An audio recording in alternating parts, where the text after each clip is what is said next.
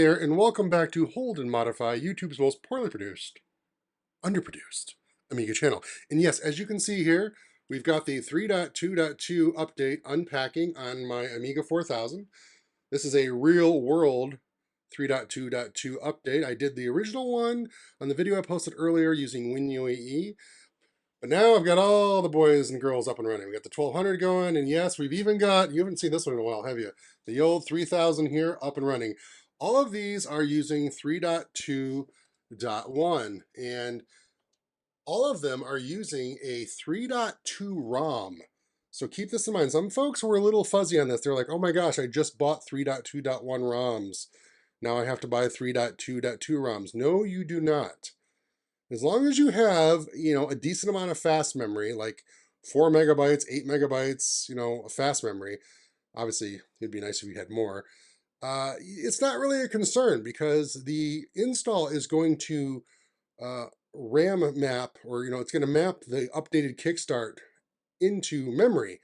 So that when your Amiga boots up, you're going to be effectively using the updated ROM. Now, if I'm completely wrong about that, everyone can start screaming in the comments below and telling me I have no idea what I'm talking about.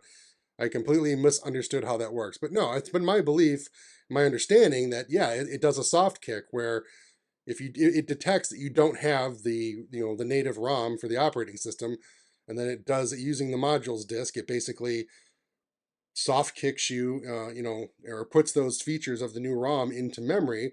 So when your Amiga boots, it has access to all that stuff. So that's the whole point of this. So yes, so what we're going to do now is we are going to update the 4000, the 1200, and the 3000.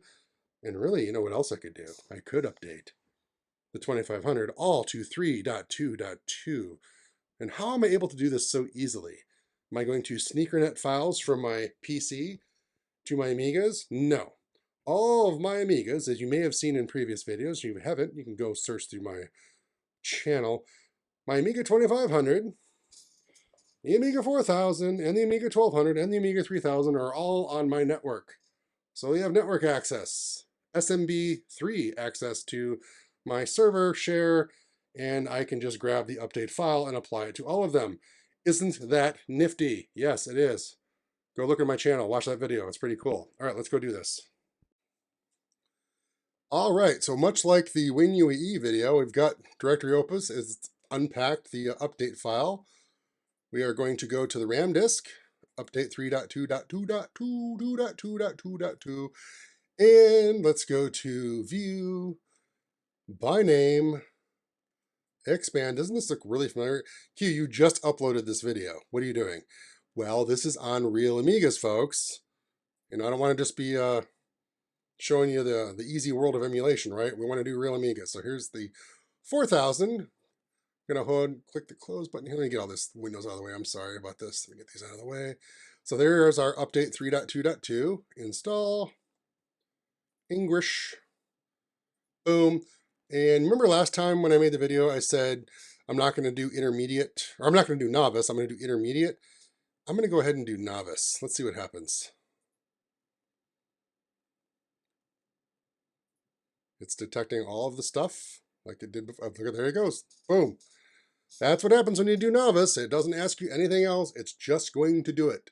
But because I tested this first on WinUAE, I know it's going to be a safe because my WinUAE setup was an Amiga 4000. So here we go. The only thing that could really happen right now is that this 4000 could crash or lock up while it's writing to the drive. And because I don't use, SFS, it could be a problem. It could blow everything up. So here we go. I need to reboot the Amiga. Now, just like on the emulator, I left the floppy in when I rebooted.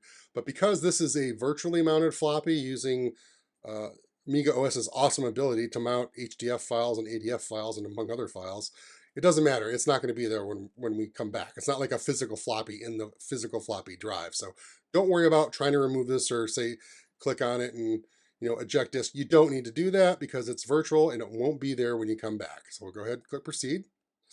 That screen is from the 68060, the BFG card that's in there, or any 68060 card, really. There it is again.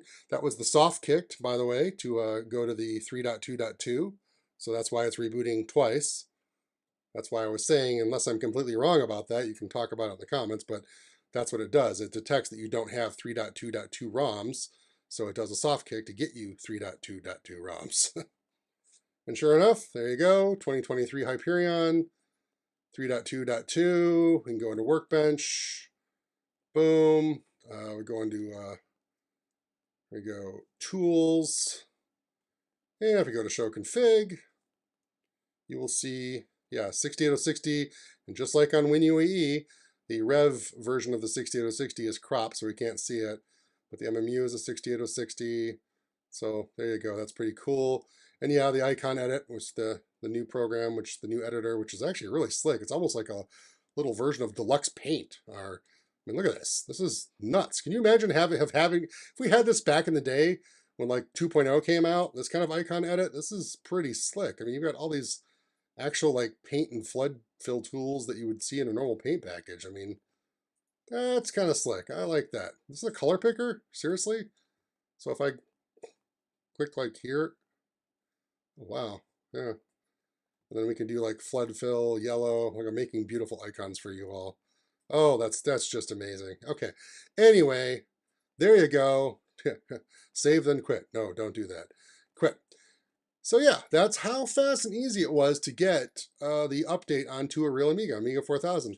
Now, I'm going to go ahead and repeat this process on the 1200 and the 3000, and yeah, just maybe the 2500 behind me. There you go. You don't need 3.2.2.ROMs to run this.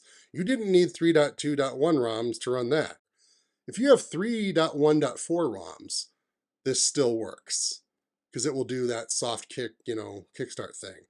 All right, I guess I've proven my point. You don't need the ROMs. You can just use the software. I'm done with this video.